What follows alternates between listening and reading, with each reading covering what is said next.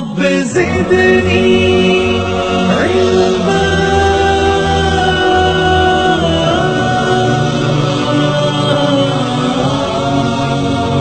لوگ جب نماز پڑھتے ہیں تو جب ہی اٹھتے ہیں تشہد کے بعد ایک دم دونوں ہاتھ سے لگا کے اٹھتے ہیں، تو یہ اور یہی صحیح ہے بولتے ہیں، اس کی دلیل بھی دیتے ہیں، اس کی کیا حقیقت ہے؟ دیکھیے دلیل کے نام پہ میں بار بار آپ کو کہہ رہا ہوں کہ دلیل کون ہے جو نہیں دیتا ہے؟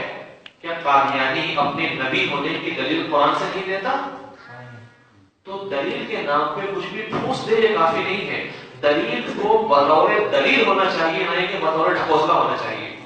گمراہ فرقے والے دلیل جو دیتے ہیں وہ دلیل نہیں ہوتی، ڈھکوسلا ہوتا ہے، وہ وسوسہ ہوتا ہے، وہ دغدغہ ہوتا ہے، وہ دغابازی ہوتی ہے۔ ابھی دیکھ لیجئے یہ یوں کھڑے ہونا، اللہ کے نبی صلی اللہ علیہ وسلم کا جب بدن بھاری ہو گیا تھا، کمزوری سی ہو گئی تھی، تو اس وقت اللہ کے نبی صلی اللہ علیہ وسلم نے یوں اشارے کر کے اٹھے۔ ہم بھی مانتے ہیں، ہم بھی کہتے ہیں کہ اگر ایک آدمی کمزور ہو جائے تو اس کے لیے سنت یہ ہے کہ یہ یوں اٹھے، لیکن ایک آدمی صحت مند ہو تو اس کے لیے سنت طریقہ کیا ہے؟ کیونکہ حضور پاک صلی اللہ علیہ وسلم آخری نبی ہے، ہر میدان میں رہبری کی ہے، بازار کے لیے رہبری موجود ہے، دسترخوان کے لیے رہبری موجود ہے، گھر کے لیے رہبری موجود ہے، ہر چیز کے لیے رہبری نہیں ہے۔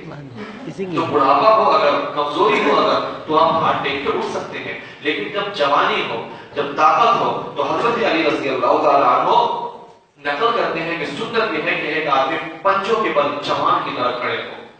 سمجھے آپ بات؟ پوری حدیث کو سمجھو، کبھی گمراہی ہوگی، ادھوری حدیث کو چلیں گے گمراہی عام ہوگی۔